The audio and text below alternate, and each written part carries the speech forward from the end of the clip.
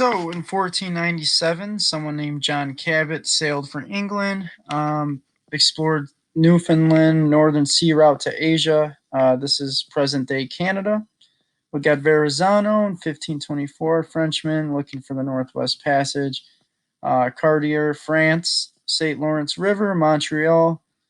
Hudson did two expeditions, found the Hudson River and Hudson Bay. All of these guys are people that explored the northern part of Canada to find the Northwest Passage. So something called the Columbian Exchange created interest in the New World. So in North America, these were some of the natural resources that were made that they could bring over to Europe. And then while they were trading that over to Europe, they were bringing certain things over to America. So they were making an exchange of different goods across Europe to North America.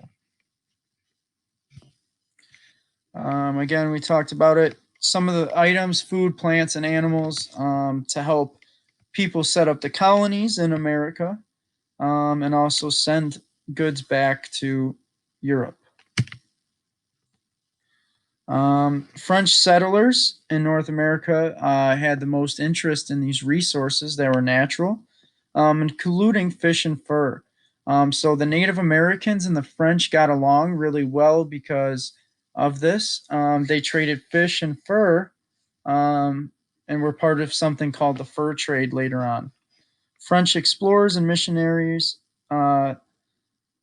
traveled down the Mississippi River, trading and interacting with these Native Americans. And then New Amsterdam became the center for Dutch trade, or the Netherlands. So Spain versus England, we got some religious differences. We have some sea dogs. They used speedy ships and skilled sailors and attacked the Spanish.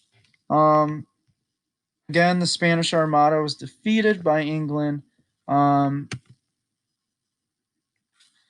England starts to expand. They challenge the Spanish because the Spanish are controlling most of America.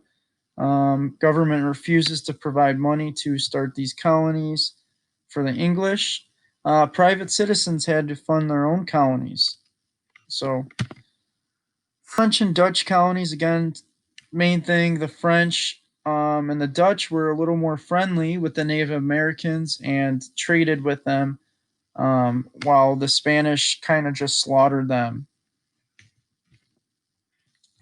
Here's a picture of some of the fur and the fish trading going on between the Native Americans and the French.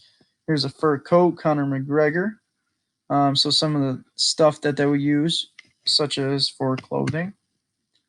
Again, Spain kind of just took over and was very harsh. These conquistadors were harsh on the Native Americans, while the French were very peaceful and nice and traded with them.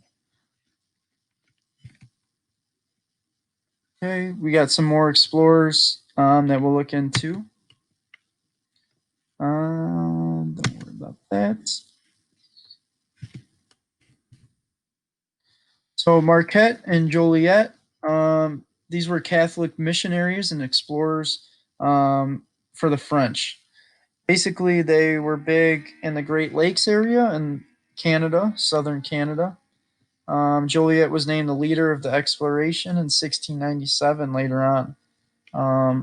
And they were friendly with the Native Americans. Again, Native Americans and the French got along very well because of the fur trade, trading fur and fish, and they were friends. Again, the colonies, the churches were split into Protestant, Catholic. They both had their certain beliefs, but the main thing is the Protestant broke off from the Catholic and created their own. And that is basically the end of lesson 4. So what are the consequences when cultures interact? They have different ideas and beliefs that cause problems within where they're settling. What were the religious motives behind the Age of Exploration? Again, we have the Protestant, the Catholics that have different beliefs.